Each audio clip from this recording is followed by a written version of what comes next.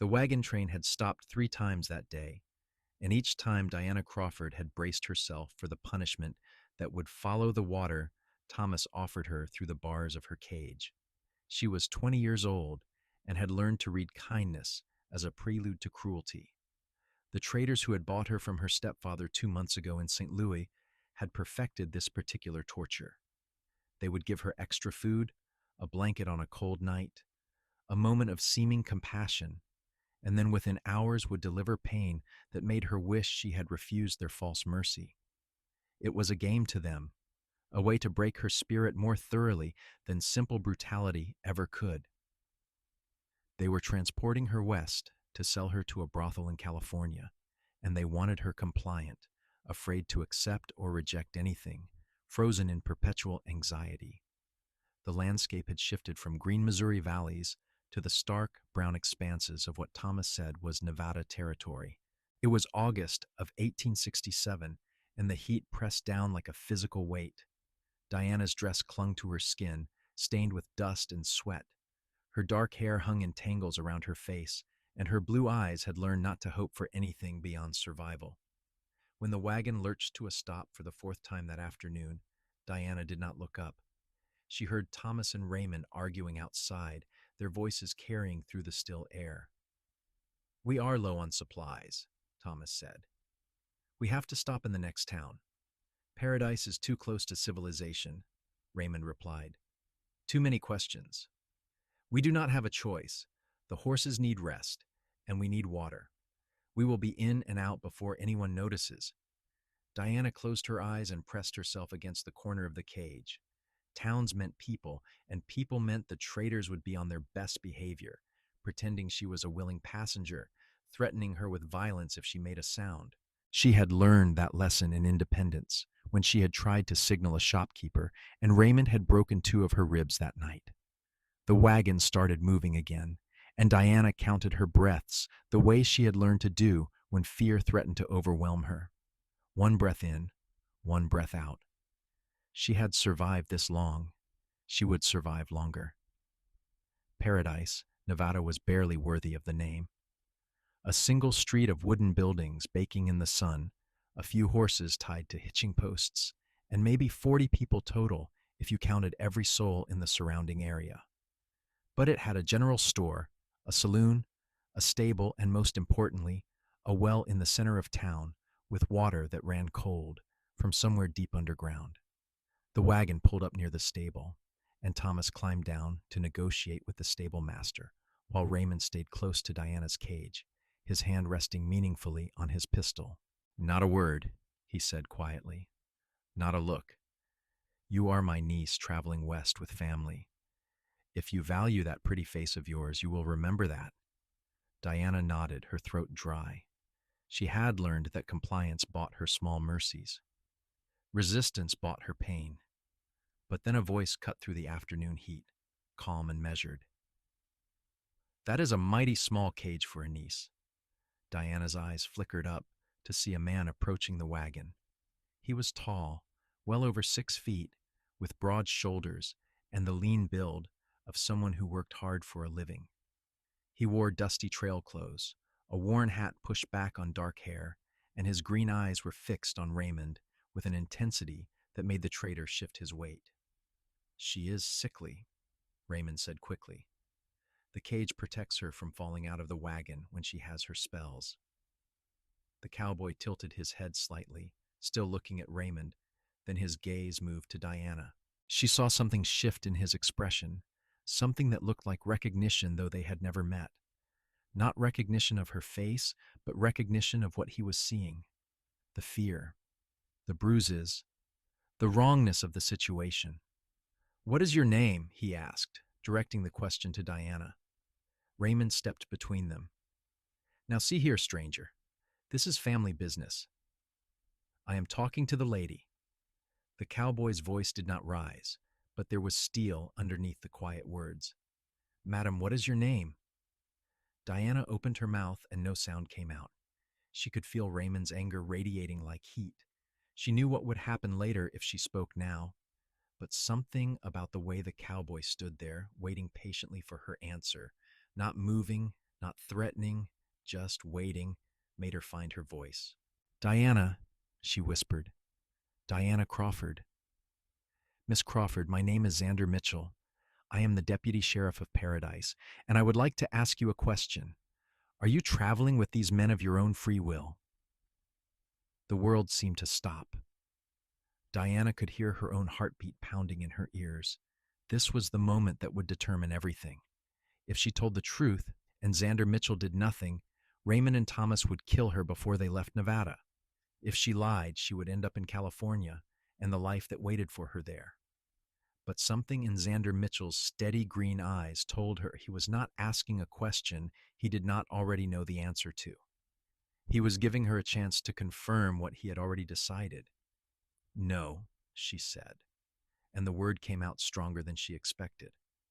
No, I am not. Raymond's hand went to his gun, but Xander was faster.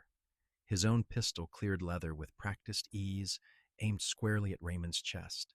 I would not, Xander said calmly. Thomas, I can see you there by the stable. Come on back here with your hands where I can see them. Thomas emerged from behind the wagon, his face red with anger or fear or both. You are making a mistake, Deputy. That girl belongs to us. We have papers. Papers can say anything, Xander replied. But I have eyes and I have ears, and what I see is a woman in a cage telling me she is being held against her will. That is kidnapping in Nevada territory, and it carries a hanging offense. Diana watched as if from a great distance as Xander called for the sheriff, an older man named Peter Garrett, who emerged from the saloon with his own pistol drawn. Within minutes, Raymond and Thomas were in iron shackles, protesting loudly about injustice and overreach, threatening lawyers and consequences. Sheriff Garrett examined the cage with disgust. Get some tools from the stable, he told Xander.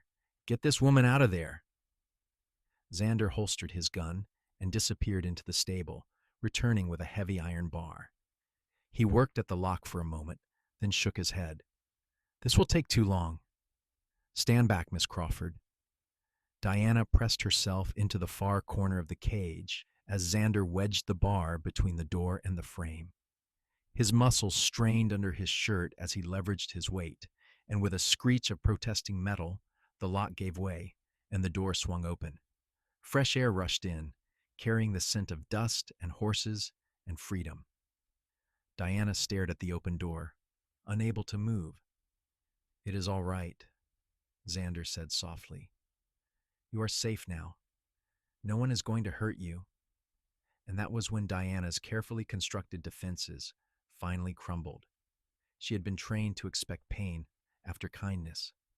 Every gentle word had been followed by violence. Every moment of mercy had been a trap. But Xander Mitchell was offering her kindness with steady eyes and an open expression, and he was not asking for anything in return. She crawled forward on shaking limbs and climbed out of the cage that had been her prison for hundreds of miles. Her legs nearly gave out when she tried to stand, and Xander caught her elbow to steady her. His hand was warm and careful, and when she flinched instinctively, he released her immediately. Sorry, he said. I should have warned you. Can you walk? Diana nodded, not trusting her voice. She took a tentative step, then another. Her muscles screamed from disuse and cramping, but she was standing on solid ground under open sky, and for the first time in 2 months, there were no bars between her and the horizon. Sheriff Garrett was talking to a small crowd that had gathered, explaining the situation in terse sentences. A woman in a faded calico dress pushed through the onlookers and approached Diana with concerned eyes. You poor child, she said. Come with me. I am Martha Garrett, the sheriff's wife. We will get you cleaned up and fed properly. Diana looked back at Xander, suddenly afraid to let him out of her sight. He was the one who had saved her. What if this was another trick? What if Martha Garrett took her somewhere and the traitors were released and everything started over again? Xander seemed to understand her fear. I will be right behind you, he said. I need to help Peter get these men secured in the jail, and then I will come check on you. You have my word. A man's word had meant nothing in Diana's recent experience. Promises were tools of manipulation, words were weapons, but Xander Mitchell said it like he meant it, and Diana found herself wanting desperately to believe him. She followed Martha Garrett down the dusty street to a small house behind the sheriff's office. Inside, it was blessedly cool, the thick adobe walls keeping out the worst of the heat. Martha directed her to a chair and immediately began heating water on the stove. "I have a dress that should fit you," Martha said, bustling around the small kitchen. "And we will wash that hair and get some food in you. You look half-starved." Diana sat perfectly still, her hands folded in her lap, waiting for the other shoe to drop. This kindness felt too big, too encompassing. Surely there would be a price. There was always a price. Martha must have noticed her tension because she paused in her preparations and came to kneel beside Diana's chair. "You are safe here," she said gently. "I know that might be hard to believe right now, but Paradise is a good town with good people. No one is going to hurt you." "Xander said the same thing," Diana whispered. Martha smiled. "Then you can believe it twice as much. Xander Mitchell is one of the finest men I know. If he gave you his word, he will keep it." The water heated and Martha prepared a bath in a small room off the kitchen. She helped Diana out of her filthy dress, gasping softly at the bruises that covered her ribs and back. Diana stood still for the examination, used to being looked at with pity or disgust or cruel appreciation. But Martha's touch was gentle as she helped Diana into the warm water. "I will not ask you to talk about it," she said quietly, "but know that you are not alone anymore. Whatever happened before, it is over now." Diana sank into the water and felt 2 months of grime and fear start to dissolve.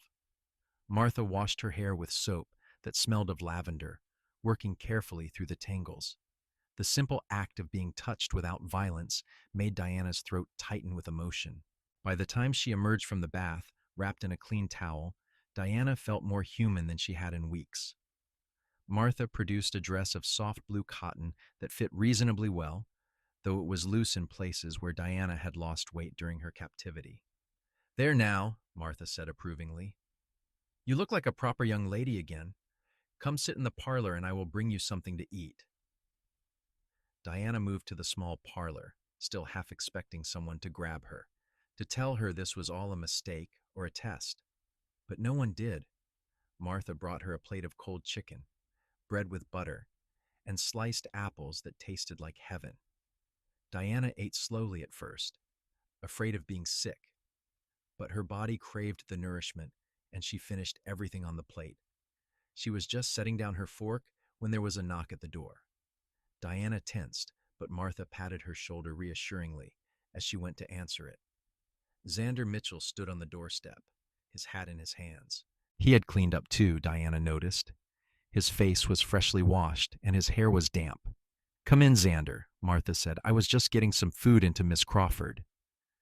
Xander entered the parlor, and his eyes found Diana immediately. Something in his expression softened when he saw her clean and fed and sitting in a safe house. "How are you feeling?" he asked. Diana considered the question. How was she feeling? Terrified, exhausted, hopeful in a way that scared her. Grateful to this stranger who had taken one look at her situation and intervened without hesitation. Confused, she finally said, "You do not know me.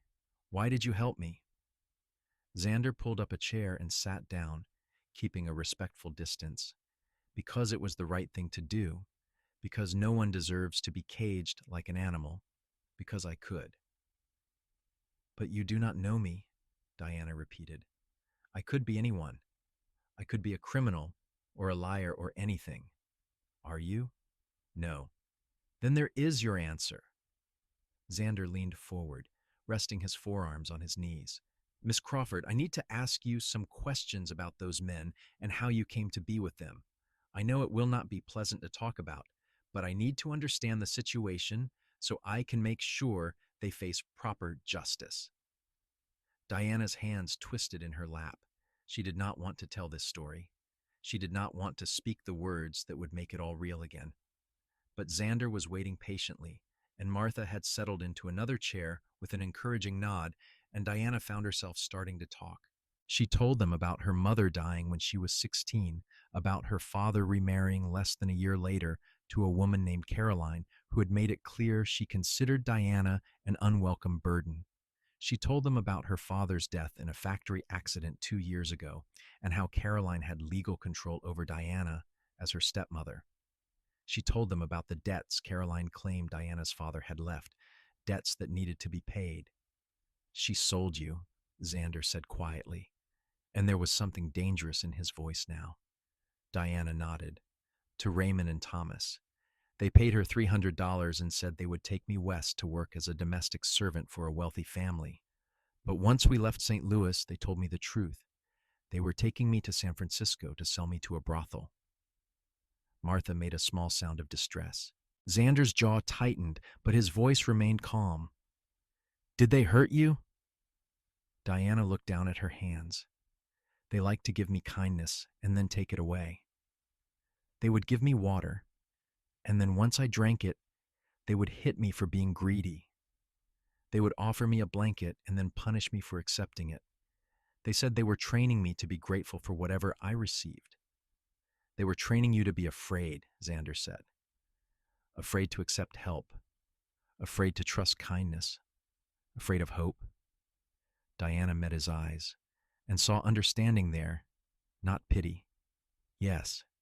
Well, they failed, Xander said firmly. You trusted me enough to tell the truth when I asked. That took courage. I was terrified. Courage is not the absence of fear. It is acting despite it. Xander stood and settled his hat back on his head. Those men are locked up tight, and they will face a judge in 2 weeks when the circuit court comes through. I will testify, Peter will testify, and if you are willing, your testimony will seal their fate. I will testify, Diana said immediately. I want them to pay for what they have done. Good. Xander nodded with satisfaction. Now, Martha, does Miss Crawford have a place to stay? She will stay here with Peter and me, Martha said firmly. We have the space, and we would be happy for the company. Diana started to protest. I cannot impose. I have no money to pay you. Did I ask for money? Martha said with a smile. You are a guest, dear, and if you feel the need to earn your keep, you can help me with the garden and the cooking. Lord knows I could use an extra pair of hands. That is settled then, Xander said. He looked at Diana for a long moment, and something in his expression made her heart skip. If you need anything at all, you come find me. I am usually at the sheriff's office during the day, and I have a small house on the east edge of town. You are not alone anymore, Miss Crawford. Diana, she said impulsively. You can call me Diana. A slow smile spread across Xander's face, transforming his serious features into something warmer. Diana, and you can call me Xander. After he left, Martha showed Diana to a small bedroom at the back of the house. It had a real bed with clean sheets, a window that looked out on a vegetable garden, and a door that locked from the inside. You lock that door if it makes you feel safer, Martha said. Peter and I will not be offended. You have been through an ordeal, and you need time to heal. Diana did lock the door that night, and she lay in the soft bed, staring at the ceiling, half convinced she would wake up back in the cage. But when morning light filtered through the window, she was still in the small room with the garden view, and the smell of coffee was drifting from the kitchen. She emerged tentatively to find Martha already up and making breakfast. Sheriff Garrett sat at the table reading a newspaper, and he looked up with a kind smile when Diana entered. Morning, Miss Crawford. I hope you slept well. Better than I have in months, Diana admitted. Good, good. He went back to his paper, and Diana appreciated that he did not press her with questions or force conversation. She helped Martha prepare breakfast, falling into an easy rhythm of slicing bread and setting the table. It felt strange to perform such normal tasks, to move through a kitchen without fear, to handle a knife without someone watching her suspiciously. They were just sitting down to eat when there was a knock at the door. Sheriff Garrett answered it, and Diana heard Xander's voice in the hallway. Morning, Peter. I wanted to check in on Miss Crawford before I start my rounds.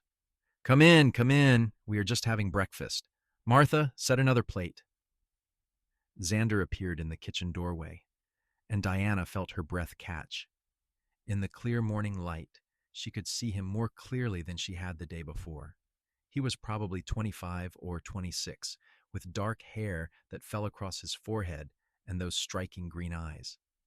There was a scar along his jawline, faint but visible, and his hands were calloused from hard work. I do not want to intrude, he said. Nonsense, Martha replied, already filling a plate for him. Sit down. Diana was just telling me about her mother's garden in Missouri. Diana had been doing no such thing, but she appreciated Martha's attempt to put her at ease. Xander sat across from her at the table, and they ate breakfast, while Martha and Sheriff Garrett carried most of the conversation, talking about town matters and weather, and the upcoming harvest festival. Diana listened quietly, stealing glances at Xander when she thought he was not looking.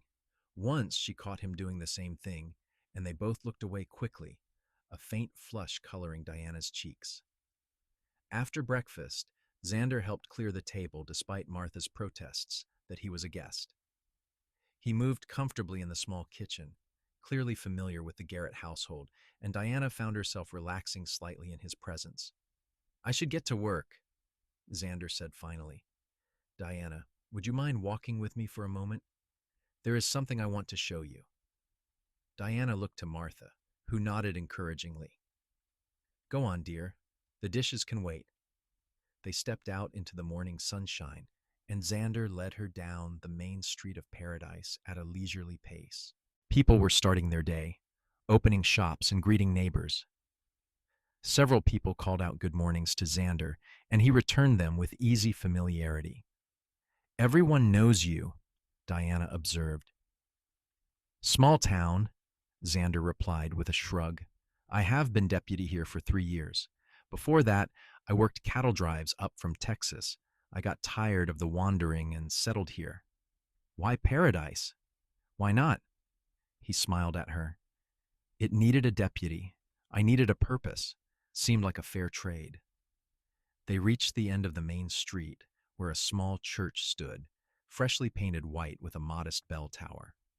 Behind it stretched a fenced cemetery with neat rows of wooden markers. This is what I wanted to show you, Xander said, gesturing to a plot of land beside the church. That empty space there, the town council approved it last month for a new schoolhouse. Paradise has enough children now to justify a proper school, but we do not have a teacher yet. Diana looked at the empty plot, confused about why he was telling her this. Xander continued, Martha mentioned that you had some education. Can you read and write? Yes.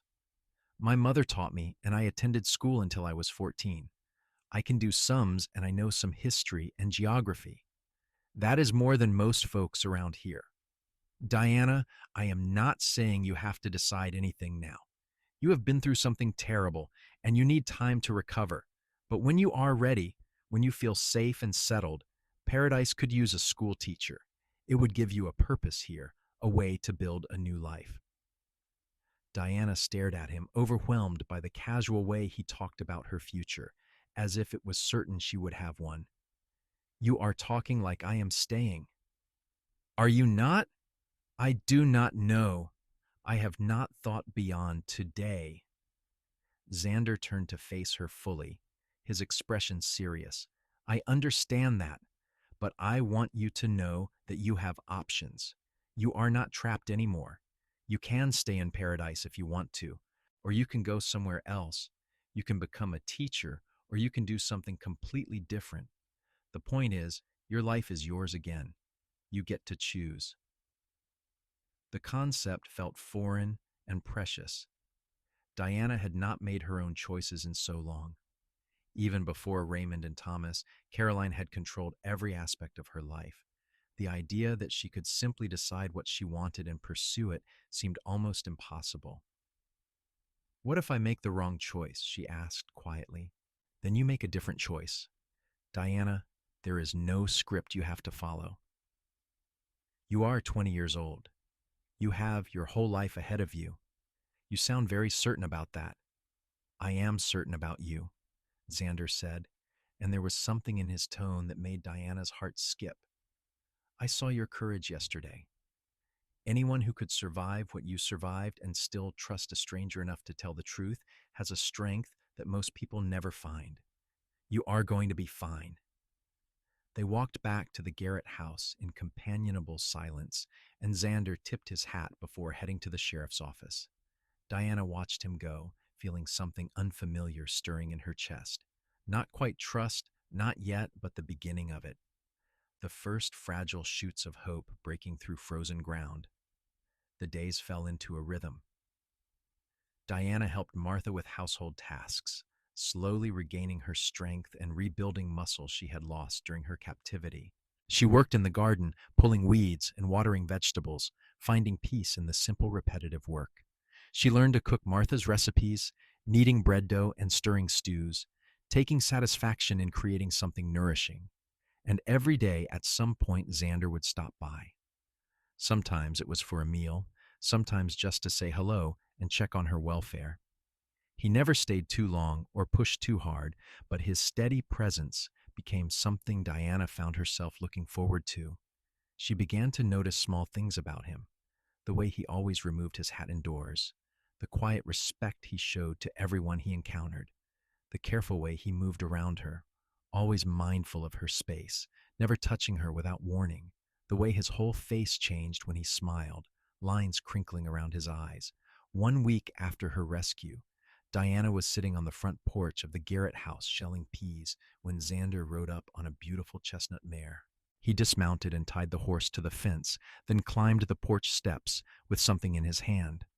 I have something for you, he said, holding out a small package wrapped in brown paper. Diana set aside the bowl of peas and took the package carefully.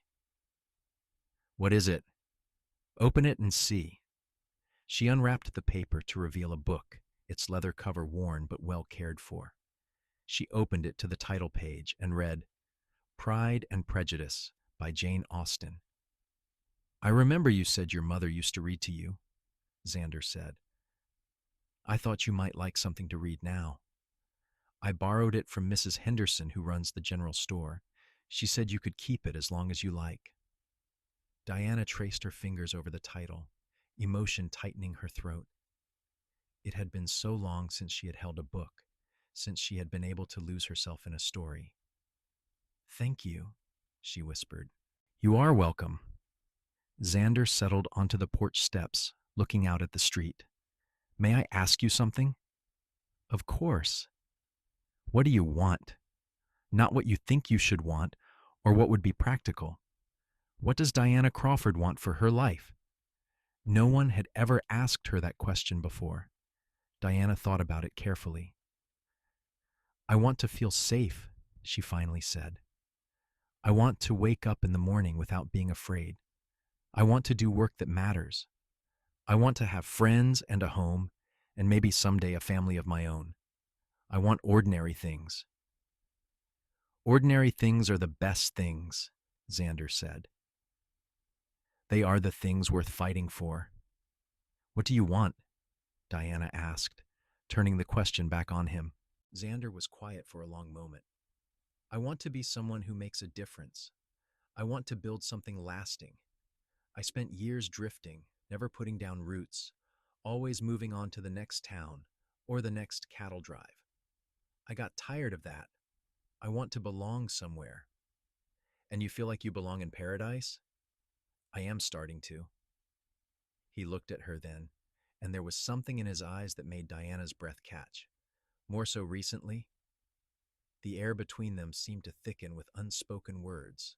Diana wanted to say something, to acknowledge the connection that was growing between them, but fear held her back. She had been trained to expect pain after kindness. What if she allowed herself to care for Xander and he turned out to be like all the others? What if this was just another elaborate trap? As if reading her thoughts, Xander stood and brushed dust from his pants. I should get back to work. Enjoy the book. He left, and Diana sat holding the novel, watching him walk back toward the center of town. Martha emerged from inside the house and settled into the rocking chair with her own mending. That young man is quite taken with you, Martha said casually. Diana felt heat rise to her cheeks. He is just being kind. Xander is kind to everyone, but he does not look at everyone the way he looks at you. Martha's hands worked steadily on her mending, not looking up. I have known him for 3 years, and I have never seen him show interest in a woman before. You are special to him. I do not know if I can do this, Diana said quietly. I do not know if I can trust it. What if I let myself care and it turns into something terrible? What if you do not let yourself care and you miss out on something wonderful? Martha countered. I know you have been hurt, Diana, but you cannot let that fear control the rest of your life. Not all men are like those traitors. Xander is a good man with a good heart. How do you know for certain? Martha finally looked up, her eyes warm with understanding. You never know for certain. That is what makes love such an act of courage. You have to choose to trust, knowing you might get hurt, because the alternative is living in fear forever. Is that what you want?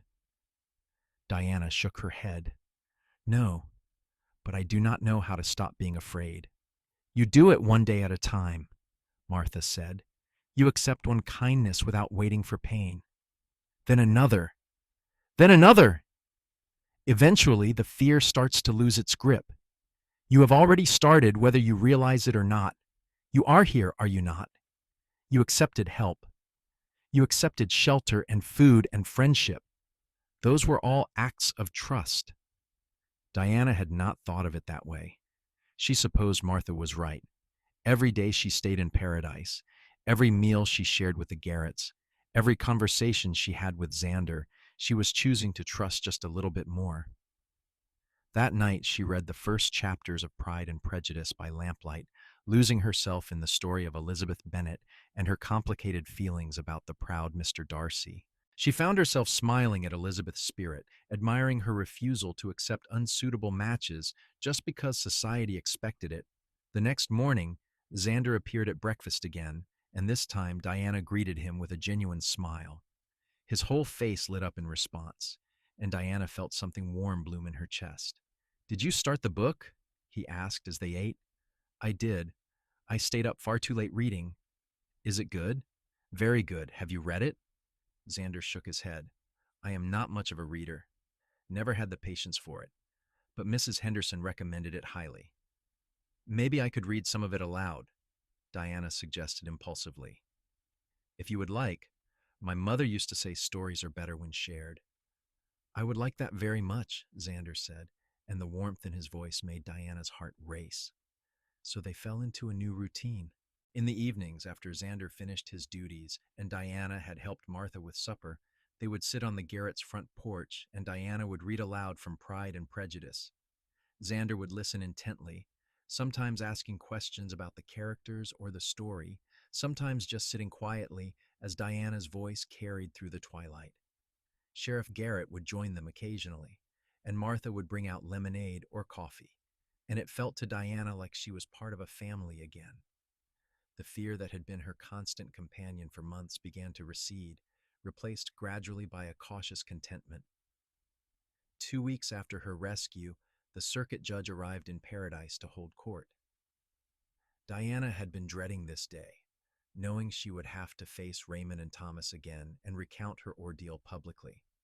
But when the morning came, Xander appeared at the Garrett house in his cleanest clothes, his badge polished and shining. I will be right there with you, he said. You will not have to face them alone. The courthouse was actually the saloon, cleared of its usual business for the day. A judge's bench had been set up at one end, and chairs arranged for witnesses and spectators.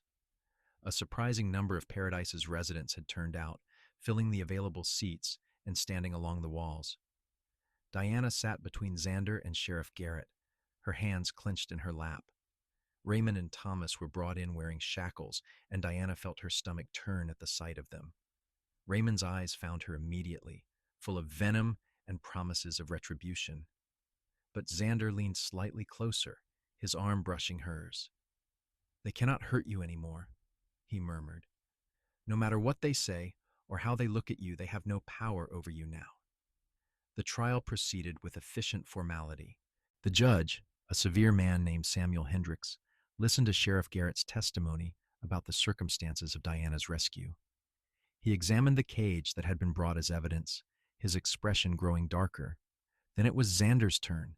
He described finding Diana, the obvious signs of abuse and captivity, the traitor's failed attempts to explain away the situation.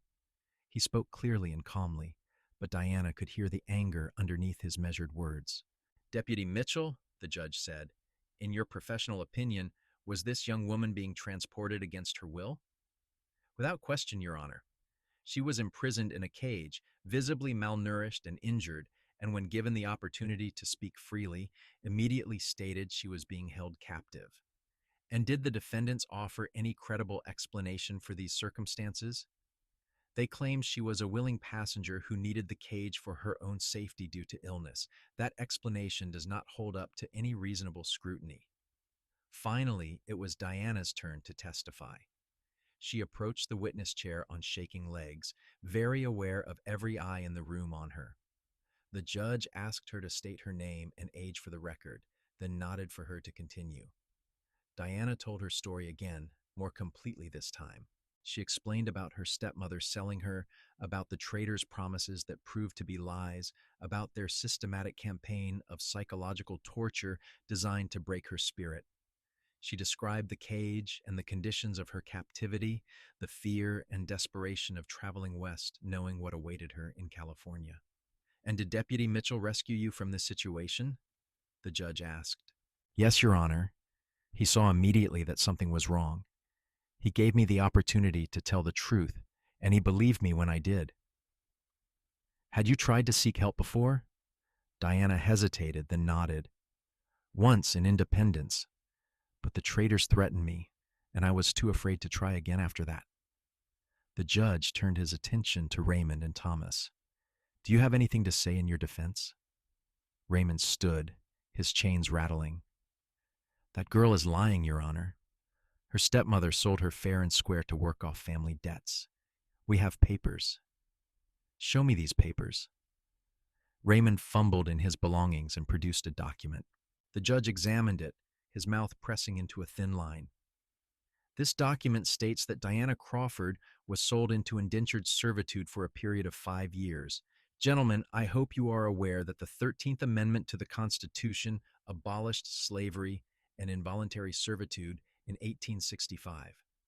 This document is not worth the paper it is written on." "But her stepmother had debts," Thomas protested. "Then her stepmother should have paid them herself. You cannot sell another human being in the United States of America, and you certainly cannot transport them across state lines in a cage against their will."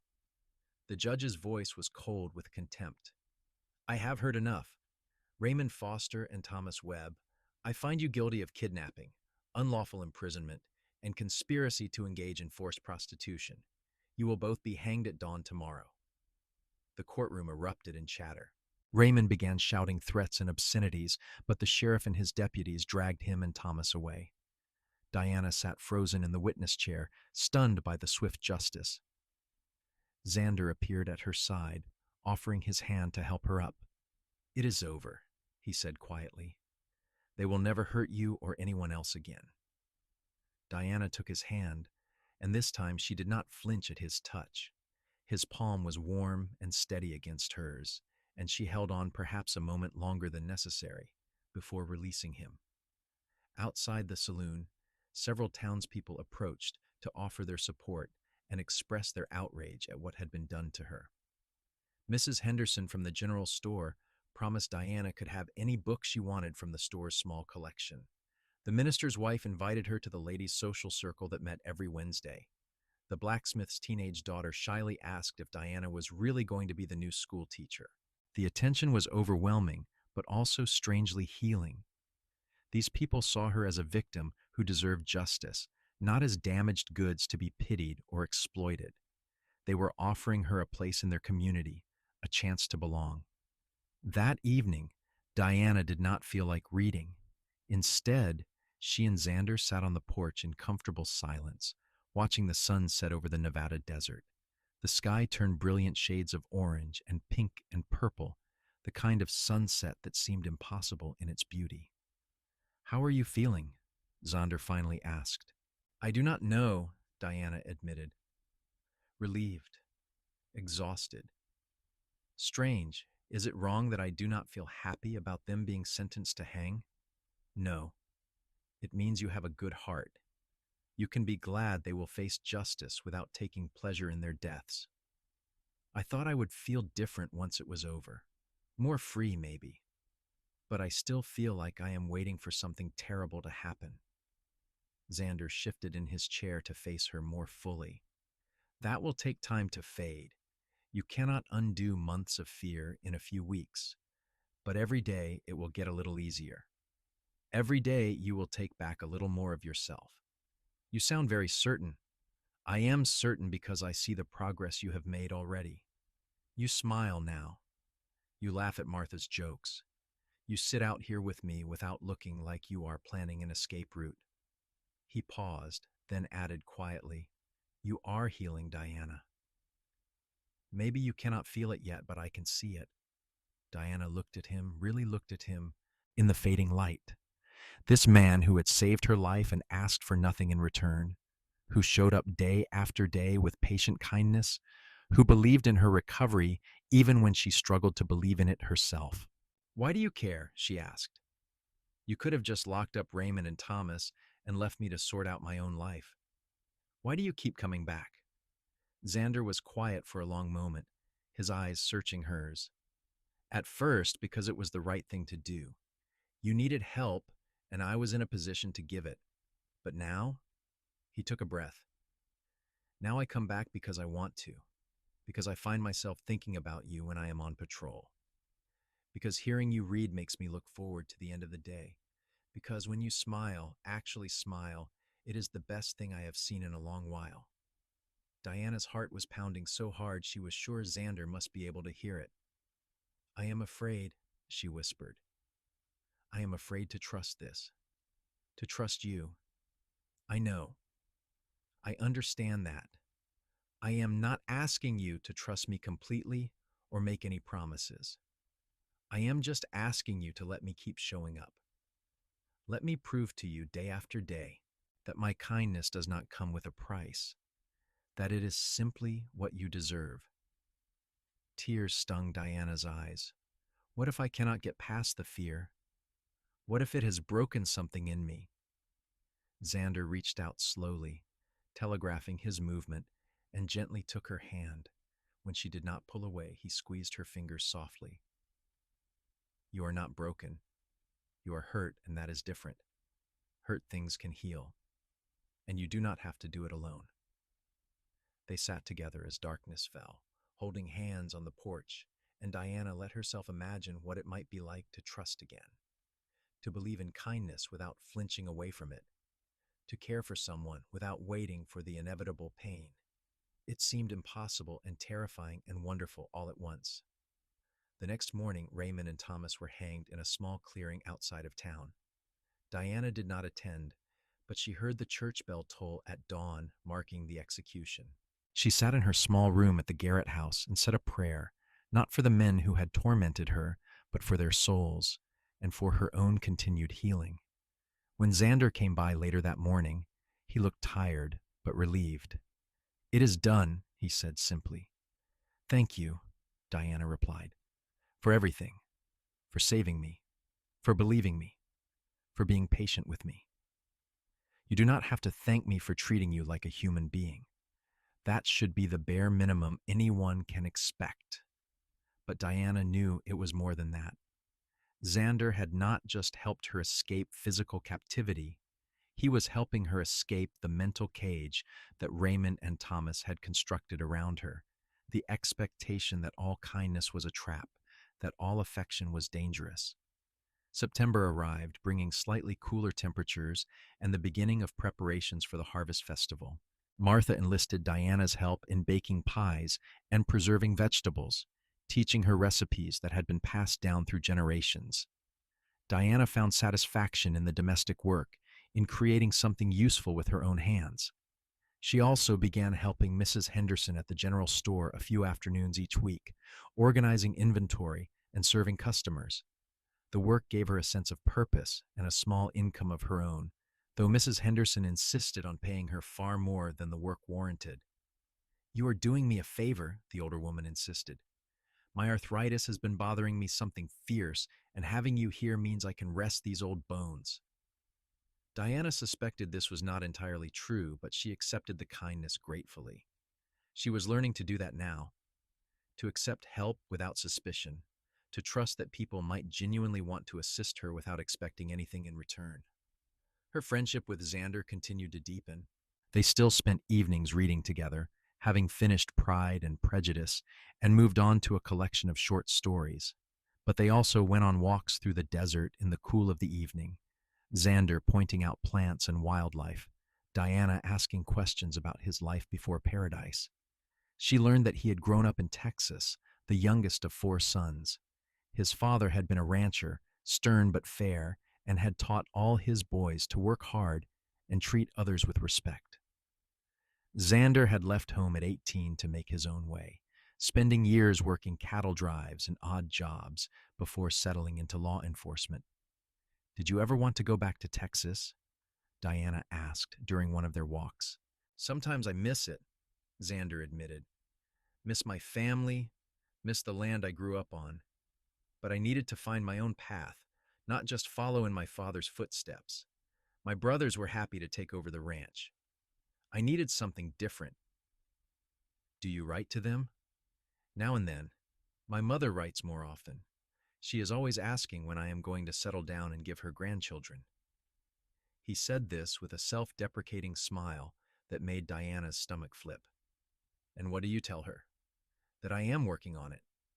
He glanced at Diana, and there was something in his expression that made her blush and look away. They were standing at the edge of town where the buildings gave way to open desert. The sun was setting again, painting the landscape in shades of gold and crimson. In the distance, mountains rose like ancient sentinels, their peaks touched with the last light of day. "It is beautiful here," Diana said quietly. "I never expected to think that about Nevada. When I was in that cage, this landscape looked like hell to me, empty and harsh and unforgiving. But now I see the beauty in it." "Everything looks different when you are not afraid," Xander said. Diana turned to face him fully. Her heart was pounding, but she forced herself to be brave. "I am still afraid sometimes, but less so when I am with you." Xander's breath seemed to catch. He took a careful step closer, moving slowly, giving her time to retreat if she wanted. "Diana, I need to tell you something. I have been trying to be patient, to give you space and time to heal. But I cannot keep pretending that what I feel for you is just friendship or concern." "What do you feel?" Diana whispered, even though she thought she knew. "I am falling in love with you. Maybe I have been since the moment I saw you in that cage and knew I would do whatever it took to free you. You are brave and strong and kind, despite everything that has been done to you. Being with you makes me want to be a better man, to build a life worth sharing." He paused, uncertainty flickering across his features. "I know this might be too much, too soon. I know you have every reason to be wary of trusting a man, so I am not asking for anything you are not ready to give. I just needed you to know the truth." Diana's eyes filled with tears, but for once, they were not tears of fear or pain. "I think I am falling in love with you too, and that terrifies me, because every time I have cared about something, it has been taken away or used against me. I keep waiting for you to change, to reveal that all of this has been some elaborate trick. It is not a trick. This is real. I am real." Xander reached up slowly and brushed a tear from her cheek with his thumb. "I will prove it to you every day for as long as it takes. I want to believe you. Then believe me." He cupped her face gently in both hands, his eyes searching hers. "Diana Crawford, I am going to keep showing up. I'm going to keep being kind to you." And I promise, I swear to you, there will never be pain waiting after.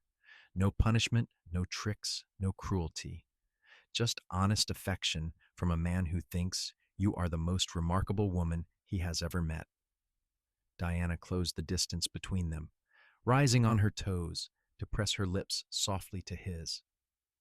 Xander made a small sound of surprise and pleasure, his arms coming around her carefully, holding her like she was something precious. The kiss was gentle and sweet and filled with promise. When they broke apart, both breathing hard, Xander rested his forehead against hers. "I have wanted to do that for weeks." "Why did you not?" "I wanted you to feel safe enough to choose it. I never wanted to take something you were not ready to give." Diana's heart felt like it might burst. This man, this wonderful, patient, kind man, had given her the space to heal and the courage to trust again. "I choose this," she said firmly. "I choose you." They walked back to town hand in hand, and Diana felt lighter than she had in years. The fear was still there, lurking in the corners of her mind, but it no longer controlled her. She was learning to live despite it, to take chances and accept happiness, even knowing it might not last forever. Because Xander was right. Ordinary things were the best things, and loving someone, being loved in return, that was as ordinary and extraordinary as it got. The Harvest Festival arrived in late September, transforming Paradise's main street into a celebration. There were tables laden with food, games for the children, music from a three-piece band that traveled through Nevada playing at various towns. Lanterns were strung between buildings, casting warm light as the sun went down. Diana wore her best dress, the blue cotton Martha had given her that first day, now altered to fit perfectly. She had helped bake several pies for the festival, and she stood with Martha near the food tables, accepting compliments from townspeople. Xander appeared looking handsome in a clean shirt and vest, his hair neatly combed. "Miss Crawford, might I have the honor of this dance?" Diana laughed. "There is no dancing yet. The band has not even started playing." "Then I will convince them to start." He strode over to the musicians and exchanged a few words. Moments later, they struck up a lively tune, and couples began moving toward the cleared space in the center of the street. Xander returned and offered his hand with exaggerated formality.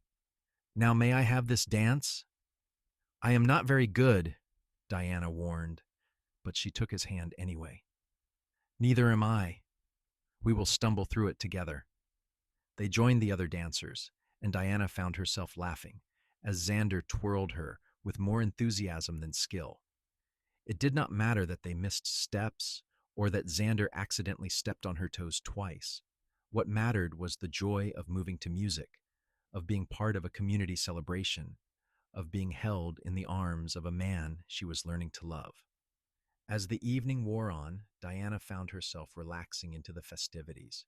She ate too much pie, played games with the children who were already calling her teacher in anticipation of the school opening, and danced until her feet hurt.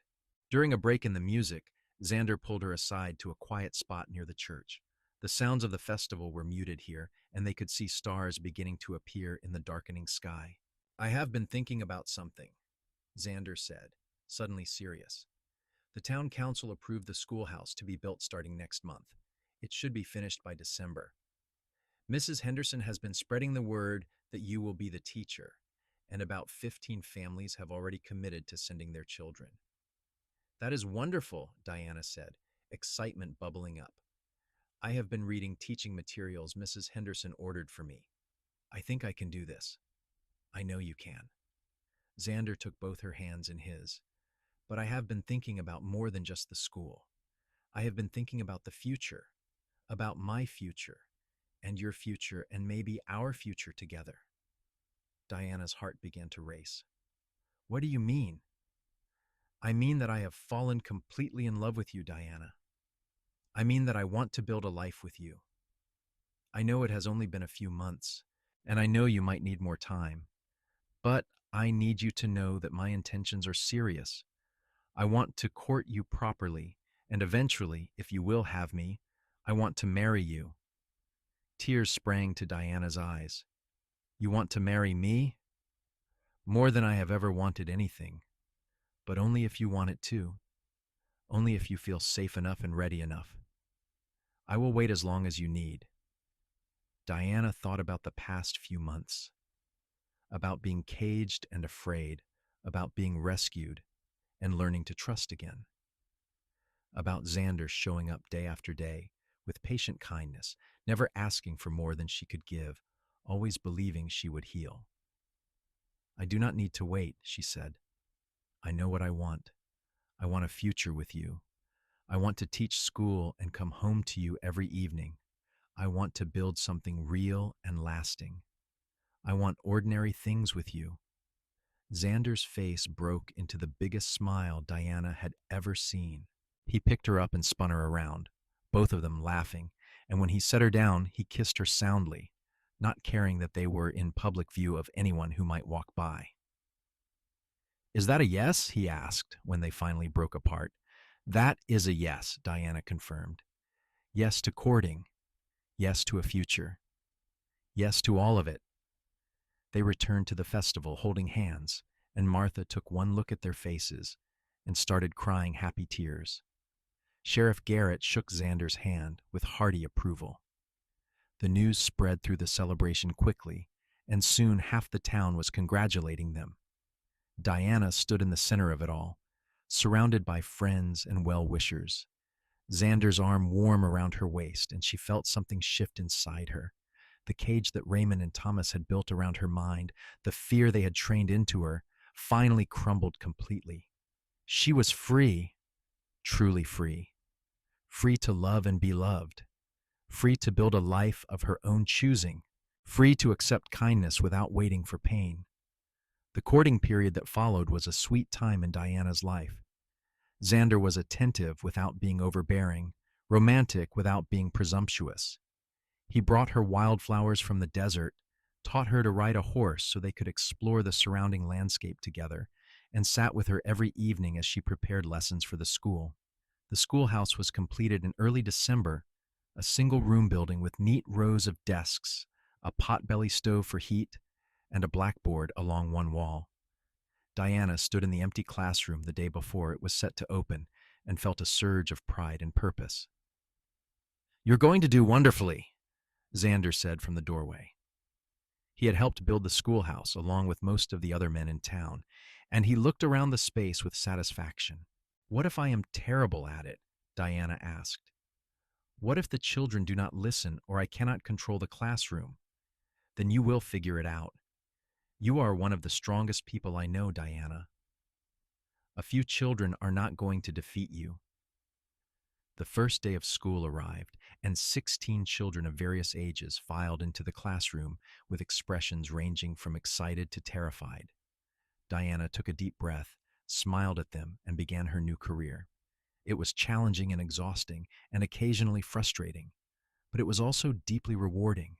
She loved seeing the younger children learn to read their first words, loved watching the older students tackle mathematics problems, loved being part of shaping young minds.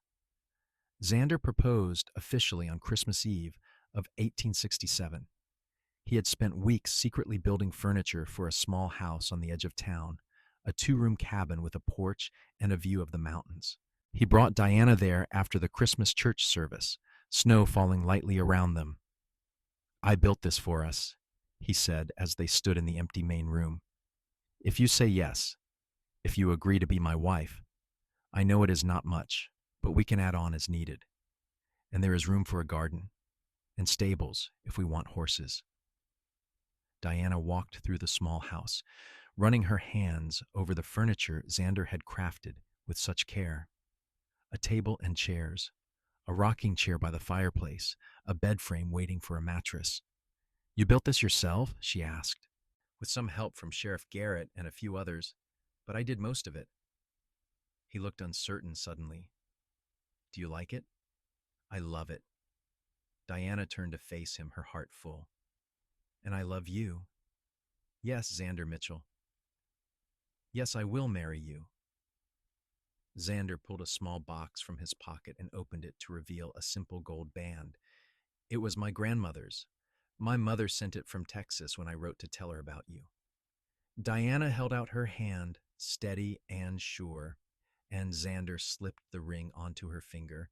It fit perfectly. They were married in February of 1868 in Paradise's small church. Martha cried through the entire ceremony. Sheriff Garrett gave Diana away, having become as close to a father figure as she had in her life. Most of the town turned out to witness the union, the small church packed with well-wishers. Diana wore a simple white dress that she and Martha had sewn together, and she carried a bouquet of early spring flowers that some of the school children had picked for her. Xander wore his best suit and looked so handsome that Diana's breath caught when she saw him waiting at the altar. The minister asked if anyone objected to the union, and silence filled the church. Not the tense silence of people biting their tongues, but the peaceful silence of a community supporting a match they all approved of. When Xander kissed her as his wife, Diana felt the last shadows of her past finally release their grip. She was no longer the frightened girl in a cage. She was Diana Mitchell, schoolteacher, wife, beloved member of a community that had welcomed her. The years that followed were good ones, filled with the ordinary joys that Diana had once only dreamed about. She taught school during the week and spent evenings with Xander, reading or talking or simply sitting together in comfortable silence. They worked on their house, adding a second bedroom and expanding the garden. In the spring of 1869, Diana discovered she was pregnant. The news brought both joy and fear. She had not told Xander everything about her captivity, had not mentioned the things Raymond and Thomas had said about her future, their crude comments about what would happen to her in California. Now carrying a child, those memories surfaced. Xander found her crying in the garden one evening, supposedly weeding, but actually sitting motionless among the plants. "What is wrong?" he asked, kneeling beside her in the dirt. Diana told him everything she had held back, all the ugly details she had not wanted to burden him with. She talked about the threats, the implications, the way Raymond and Thomas had discussed her like she was merchandise to be sold. Xander listened without interrupting, his jaw tight with suppressed rage. When she finished, he pulled her into his arms and held her tightly. "Those men are dead and gone," he said fiercely. "They cannot hurt you anymore. And this baby, our baby, is a symbol of everything good and right in your life now. This child will be raised with love and safety and every opportunity we can give them. Do you understand me? You are not that frightened girl anymore. You are my strong, brave, beautiful wife, and you are going to be an amazing mother." Diana clung to him and let his certainty wash over her. He was right. The past was done. The future was theirs to shape. Their son was born in November of 1869, a healthy baby with Xander's dark hair and Diana's blue eyes. They named him Samuel, after the judge who had brought Diana justice, and he was immediately the center of their world. Diana took a year off from teaching to care for Samuel, and she found motherhood both more difficult and more rewarding than she had imagined. Xander was a devoted father, coming home from his deputy duties to walk the floor with a crying baby, changing diapers without complaint, rocking his son to sleep with lullabies in his deep voice. "I never knew I could love something this much," Diana said one night as they watched Samuel sleep in his cradle. "I did," Xander replied. "I have felt this way about you since the day I met you." Diana returned to teaching when Samuel was 18 months old, bringing him to the schoolhouse with her, where he would play quietly in the corner while she taught lessons. The students loved having a baby in the classroom and would take turns entertaining him during recess. In 1872, Diana gave birth to twin daughters, Eleanor and Rose. The small house suddenly felt very full, and Xander spent the next year adding on 2 more rooms to accommodate their growing family. Diana juggled motherhood and teaching with Martha's help, and found she had never been happier or more exhausted in her life. The children grew. Samuel became serious and thoughtful, always reading or asking questions. Eleanor was wild and adventurous, constantly getting into mischief. Rose was quieter, artistic, spending hours drawing pictures of everything she saw. Xander was promoted to sheriff when Peter Garrett retired in 1874, and he took his responsibilities seriously, making Paradise a safe and welcoming place for families. Diana's school grew as the town expanded, and eventually the town council approved a second teacher to help handle the increasing number of students. In 1876, Diana was 30 years old, and Xander was 32. They stood on the porch of their expanded house, watching their three children play in the yard. Samuel was teaching his younger sisters how to identify plants, just as Xander had once taught Diana. "Did you ever imagine this?" Diana asked, leaning against her husband's shoulder. "When you pulled me out of that cage, did you imagine we would end up here?" "I imagined saving you," Xander said honestly. "Beyond that, I did not dare to hope for more. But I am grateful every day for what we have built." "I am too." Diana looked at her family, at her home, at the life she had created from the ashes of her trauma. "They tried to break me. They tried to teach me that kindness was dangerous, that I should never trust or hope for anything good. But you proved them wrong. You gave me kindness without pain. You gave me love without conditions. You gave me a life worth living." Xander kissed the top of her head. "You gave yourself that life. I just had the privilege of being part of it." That evening, after the children were in bed, Diana and Xander sat on their porch watching the stars emerge. The Nevada sky was vast and clear, studded with countless points of light. In the distance, coyotes called to each other, and a cool breeze carried the scent of sage. "I received a letter from my mother," Xander said.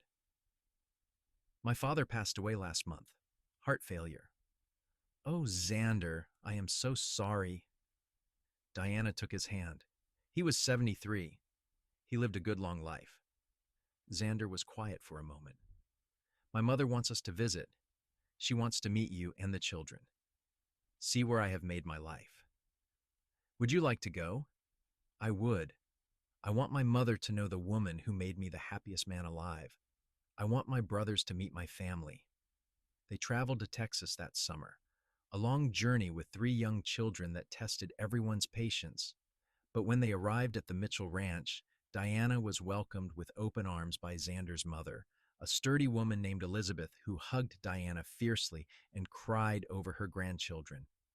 Xander's three brothers were there with their own families, and the house was chaos and laughter and love. Diana watched Xander with his family and saw yet another side of the man she had married. He was more relaxed here, quicker to laugh, trading jokes and stories with his brothers like no time had passed at all. On their last night at the ranch, Elizabeth pulled Diana aside. "I want to thank you," she said. "For what?" "For loving my son, for giving him a reason to finally settle down. I worried about him for years, wandering from place to place, never putting down roots. But you changed that. You gave him a home." "He gave me a home too," Diana said. "He saved my life in more ways than one." Elizabeth studied her with knowing eyes. "Xander told me a little about how you met, about what you had been through. That takes strength to survive something like that and not let it poison you. I had help. Xander never treated me like I was broken. He gave me time and space to heal, but he never doubted that I would. That belief made all the difference." "That is who he is," Elizabeth said proudly. "His father raised him to be a good man, and he has always taken that responsibility seriously." They returned to Paradise in September, and life resumed its comfortable rhythm. Diana's school continued to thrive. Xander maintained peace in Paradise and the surrounding area. Their children grew and changed, bringing new challenges and joys. In 1878, Diana discovered she was pregnant again, a surprise given that Rose and Eleanor were already 6 years old. This pregnancy was harder than the others, leaving her exhausted and sick. But in March of 1879, she gave birth to another son, a tiny baby they named James. Samuel was 9 now, old enough to be a real help with his younger siblings. He would walk them to school in the mornings and watch over them during lessons. He was especially protective of baby James, treating the infant with a tenderness that made Diana's heart swell. The years rolled on, marked by school years and harvest seasons, by birthdays and holidays, and ordinary days that were precious in their normalcy. Diana's students grew up and had children of their own who became her students. She became a fixture in paradise, the beloved teacher who had been teaching for over a decade. In 1885, Diana was 39 and Xander was 41. Samuel was 16 and talking about studying law. The twins were 13 and exploring their own interests, Eleanor thinking about becoming a nurse and Rose wanting to be an artist. James was 6, starting first grade in his mother's classroom. One evening in late summer, Diana and Xander took a walk out to the spot where he had first told her he was falling in love with her. It was their tradition, coming here on their anniversary, and important occasions to remember where their relationship had truly begun. "Do you remember standing here 17 years ago?" Xander asked. "You said you were afraid I would change, that this was all some trick. I remember.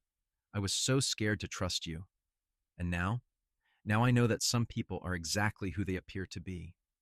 You have been nothing but good and kind and honest since the day we met. You never once made me regret trusting you." Xander pulled her close, and they stood wrapped in each other's arms, watching the sun set over the desert they had made their home. "I love you, Diana Mitchell. I have loved you since you were Diana Crawford, brave and broken and beautiful. I will love you until my last breath. I love you too. Thank you for saving me. Thank you for being patient. Thank you for teaching me that kindness does not have to come with pain." They kissed as the desert turned gold around them, two people who had found each other against impossible odds and built something lasting and real. The years continued to pass. Samuel graduated from school at 17 and left to attend university in California, studying law just as he had planned. The twins finished school and pursued their own paths, Eleanor training as a nurse in Virginia City and Rose studying art in San Francisco. James grew tall and strong, showing an aptitude for mathematics and a gentle nature that reminded Diana of Xander. In 1890, Diana was 44 and Xander was 46. They had been married for 22 years, together for even longer. Their house felt quieter now, with most of the children grown and gone, but it was a peaceful quiet, the contentment of a life well lived. Samuel returned to paradise that year with a law degree and a wife, a smart young woman named Catherine, who was also a lawyer. They opened a practice together in town, handling everything from land disputes to criminal defense. "I am proud of you," Diana told her son at his welcome home dinner. "You have become exactly the kind of man I hoped you would be." "I had good examples," Samuel replied, looking between Diana and Xander. "You taught me what it means to be honorable and kind, both of you." The twins visited often, Eleanor bringing stories of her work at the hospital and Rose showing them sketches of city life. They were strong, independent women, and Diana took pride in knowing she had raised daughters who could make their own way in the world. James, now 11, was still at home and still Diana's student. He was her last baby, and she treasured these remaining years before he too would grow up and leave. In 1895, Diana was 49 and Xander was 51. Samuel and Catherine had given them 2 grandchildren, and Eleanor was engaged to a doctor she worked with. Rose had sold several paintings and was making a name for herself in San Francisco art circles. Diana retired from teaching at the end of that school year, having taught for over a quarter century. The town held a celebration in her honor, former students coming from all over Nevada to thank her for her influence on their lives. "I never imagined this," Diana said in her speech at the celebration. "When I came to Paradise 28 years ago, I was broken and afraid. I had been taught to fear kindness and trust no one, but this town, and especially one man, showed me that there was another way to live. You welcomed me, supported me, gave me a purpose. You let me be part of something bigger than myself. Thank you for that gift." Xander stood beside her, his arm around her waist, tears in his eyes. "I am the lucky one," he said when it was his turn to speak. I got to spend the last 28 years watching the bravest woman I know build a life from nothing. I got to raise four incredible children with her. I got to fall more in love with her every single day. Paradise is lucky to have had Diana Mitchell as a teacher, but I am luckier still to have her as my wife. They stayed in paradise for the rest of their lives. Xander eventually retired as sheriff, though he remained a respected voice in the community. Diana tended her garden and spent time with her grandchildren, of which there would eventually be 9. In their 60s, they would sit on their porch in the evenings just as they had done when they were young, holding hands and watching the sunset paint the desert in impossible colors. I had a good life, Diana said one such evening, better than I ever imagined possible. We are not done yet, Xander replied with a smile. We have years left. Even so, I want you to know how grateful I am. You saw me at my lowest moment, and you chose to help. You gave me kindness when I expected nothing but pain. You loved me before I knew how to love myself. Everything good in my life came from that choice you made, standing in the street of paradise, deciding to ask a stranger in a cage if she needed help. It was the easiest choice I ever made, Xander said. I looked at you and I knew. I knew you were important. I knew you needed saving. And somewhere deep down, I think I knew you were going to save me right back.